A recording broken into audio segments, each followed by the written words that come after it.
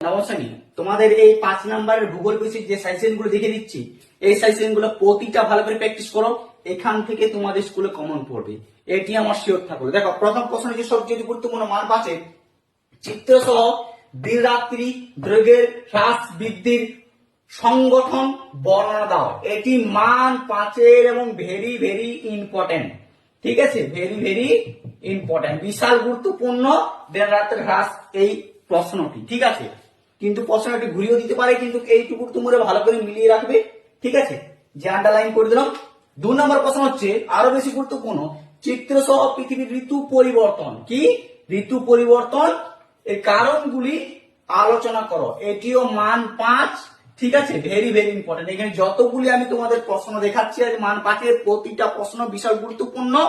ঠিক আছে, আর 3 নাম্বার তোমাদের অনেকে চিন্তিত যদি আছো, 3 নাম্বার ভিডিও অলরেডি ছাড়া হয়ে গেছে আমার পেজে, সেটা দেখে নাও। ওখান থেকে সাজেশন গুলো করে দাও, প্রতিটা সাজেশন তোমাদের পুরো কমন পড়বে। ঠিক আছে, 3 নম্বর হচ্ছে চিত্র সহ পৃথিবীর অপসূর ও অনুসূর অবস্থান বোঝাও। এই প্রশ্নটি পার্থক্য দিয়ে দিতে পারে।